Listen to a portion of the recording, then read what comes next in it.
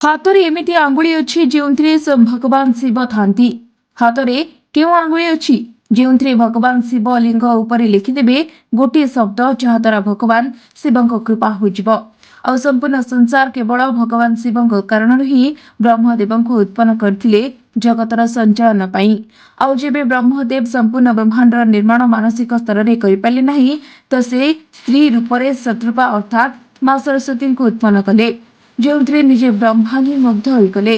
ଉତ୍ପତ୍ତି କାରକଙ୍କୁ ପିତା ମନାଯାଏ।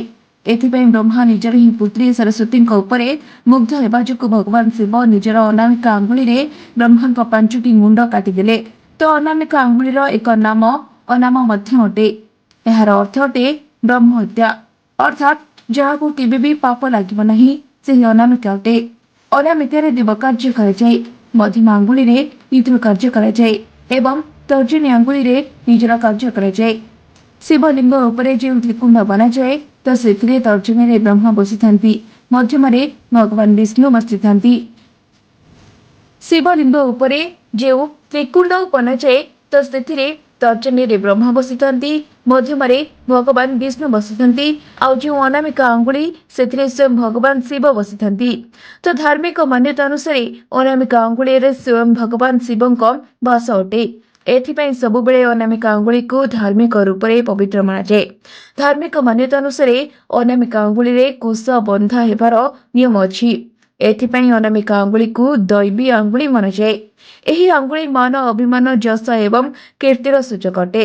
ଅନାମିକା ଆଙ୍ଗୁଳିର ଉପଯୋଗ ସର୍ବଦା ଦୈବୀ ପୂଜାରେ କରାଯାଏ ଏବଂ ତ୍ରିକାଳ ସନ୍ଧ୍ୟାରେ ସୂର୍ଯ୍ୟଙ୍କୁ ହିଁ ପଞ୍ଚଦେବର ସ୍ଥାନ ଅଟେ ଏବଂ ଅନାମିକା ଆଙ୍ଗୁଳିରେ ହିଁ ଦେବଗଣଙ୍କୁ ଚନ୍ଦନ, ସିନ୍ଦୁର ଏବଂ ଅକ୍ଷତ ଅର୍ପଣ କରାଯାଏ।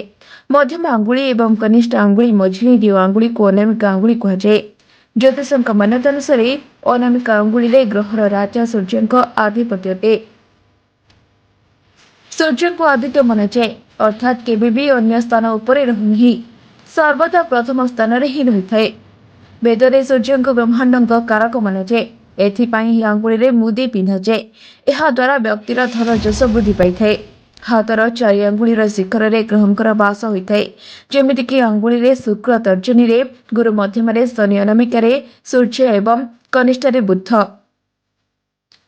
ଯେମିତିକି ଆଙ୍ଗୁଳିରେ ଶୁକ୍ର, ତର୍ଜନୀରେ ଗୁରୁ, ମଧ୍ୟମରେ ଶନି, ଅନାମିକାରେ ସୂର୍ଯ୍ୟ ଏବଂ କନିଷ୍ଠରେ ବୁଧ।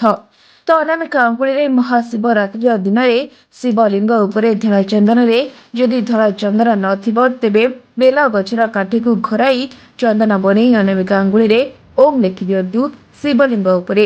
ଆପଣଙ୍କର ସମସ୍ତ ମନସ୍କାମନା ପୂରଣ ହୋଇଯିବ। Bureau report, Taladhwaja TV. ଭିଡ଼ିଓକୁ ଲାଇକ୍, ସେୟାର ଓ ସବସ୍କ୍ରାଇବ୍ କରିବାକୁ ଭୁଲନ୍ତୁ ନାହିଁ।